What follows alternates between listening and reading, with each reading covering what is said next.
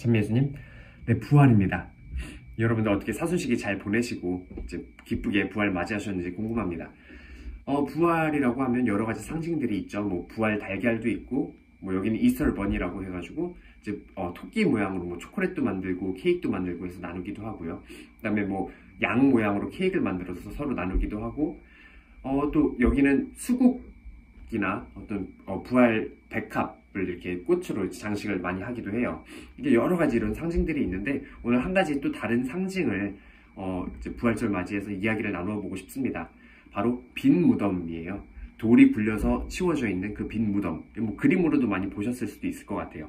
그런데 이 빈 무덤이라는 것이 이제 성경에서 전하고 있기를, 이 여인들이 가서 봤을 때 돌이 굴려져 치워져 있었다 하고 이야기를 하죠. 이게 부활을 나타내는 첫 모습입니다. 성경에서 우리에게 전해주고 있는. 이게 어떤 의미가 있을까 한번 생각을 해보고 싶어요. 이 돌을 굴려서 막았던 그 무덤이 돌이 치워져 있었다는 것. 예수님께서 라자로를 살리실 때 똑같이 말씀을 하셨죠. 어서 돌을 치워라 하고 외치십니다.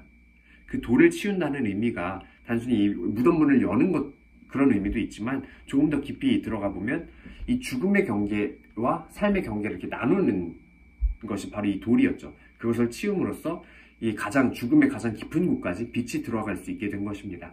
그래서 죽음과 삶의 경계를 허무는 그 행위가 바로 이 돌을 치우는 것이 상징적으로 보여주는 그러한 의미인 거죠.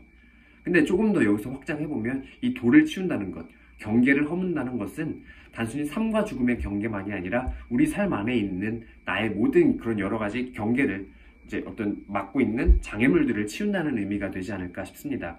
나의 인간관계들, 나와 나의 관계, 그리고 나와 하느님과의 관계에서 그것을 가로막고 있던 그 돌을 굴려서 치우는 것, 그것이 부활이 주는 또 다른 의미가 아닐까 싶습니다. 그런 의미에서 생각해 볼 때, 우리가 사순시기를 시작하면서 세 가지 이제 실천을 이야기를 하잖아요. 단식, 자선, 기도. 근데 이제 제가 뭐 전에 영상에서도 말씀드렸지만, 단식은 자기 자신과의 관계에서, 그리고 기도는 하느님과의 관계에서, 그리고 자선은 이웃과의 관계에서 어떤 그런 나를 더 나은 모습으로 만들어주는 그러한 과정이다라고 이야기를 했었죠. 그런 수단이다라고 이야기를 했죠. 그런데 조금 더 이거랑 같은 맥락에서 생각을 해보면, 우리가 사순시기에 실천했던 이 세 가지 주요 행위는 어쩌면 이 돌을 치우는 훈련이지 않을까 생각을 해봅니다. 그래서 나와 나의 관계, 나와 하느님과의 관계, 나와 이웃의 관계를 가로막고 있는 이 돌들을 치우는 그런 행위가 바로 이 부활을 향해서 우리가 걸어가고 있는 그 사순의 여정을 표현해 준 것이 아닐까 싶어요. 그래서 이 돌을 치우는 것, 우리가 이 사순시기에 그 세 가지 행위를 잘 수련했든 잘 수련하지 못했든 어쨌든 이 돌은 치워져 있습니다. 우리가 사순시기의 실천을, 훈련을 잘 해서가 아니라 예수님께서 우리를 위해서 죽으시고 부활하셨기 때문에, 우리의 이런 부족한 수련에도 불구하고 예수님께서 우리의 삶의 그 돌을 치워주신 것이죠. 그래서 그렇게 돌을 굴려서 치워주신 예수님의 그 부활을 우리는 기뻐하는 날이고, 우리의 관계가 회복된 날이기 때문에 더욱더 기뻐해야 하는 날이지 않을까 싶어요. 그런데 여기에서 더 중요한 사실은, 이 굴려서 돌을 치운다는 이 행위가 일회성으로 끝나는 것이 아니라 우리 삶 안에서 계속해서 이루어져야 한다는 것이죠.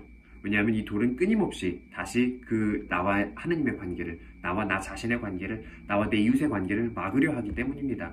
그래서 이 부활 체험이 나의 삶 안에서 녹아들어서 끊임없이 반복될 수 있도록 이 부활을 마음에 잘 새길 수 있는 부활 시기 보내셨으면 좋겠습니다.